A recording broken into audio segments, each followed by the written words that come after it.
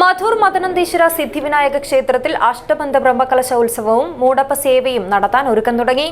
ക്ഷേത്ര നവീകരണ സമിതിയുടെയും ദേവസ്വം സമിതിയുടെയും ഭക്തജനങ്ങളുടെയും യോഗത്തിൽ 21 സമിതികൾ രൂപീകരിക്കാൻ തീരുമാനിച്ചു. Bhima jewellery, old press club junction, Kasaragod.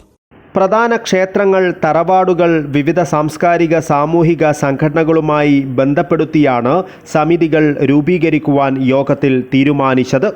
22 കോടിയോളം രൂപ ചിലവിട്ട് നവീകരണം പൂർത്തിയായി വരുന്ന ക്ഷേത്രത്തിൻ്റെ അഷ്ടബന്ധ ബ്രഹ്മകലശ ഉത്സവവും മൂടപ്പ സേവയും അടുത്ത മാർച്ച് 27 മുതൽ ഏപ്രിൽ 7 വരെയാണ് നടക്കുക.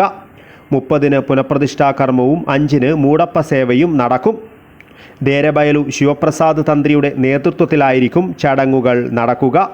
മുൻപ് 1992 ഏപ്രിൽ മാസത്തിലാണ് ക്ഷേത്രത്തിൽ മൂടപ്പ സേവ നടന്നത്.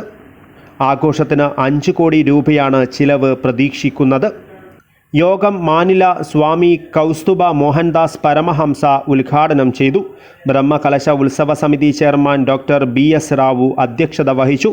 ബ്രഹ്മകലശ ഉത്സവ സമിതി ഗൗരവാധ്യക്ഷൻ കുളൂരു സദാശിവ ഷെട്ടി, ഉപാധ്യക്ഷന്മാരായ KK ഷെട്ടി, BK മധൂർ, പവിത്രപാണി, രത്തൻകുമാർ കാമട്ട, ക്ഷേത്രം എക്സിക്യൂട്ടീവ് ഓഫീസർ T രാജേഷ്, സമിതി working chairman K Manjunatha Kamath, general secretary Jayadeva Kandike, മേൽശാന്തി Srikrishna Upadhyaya, Madhur panchayat president K Gopalakrishna, K Girish എന്നിവർ യോഗത്തിൽ സംസാരിച്ചു.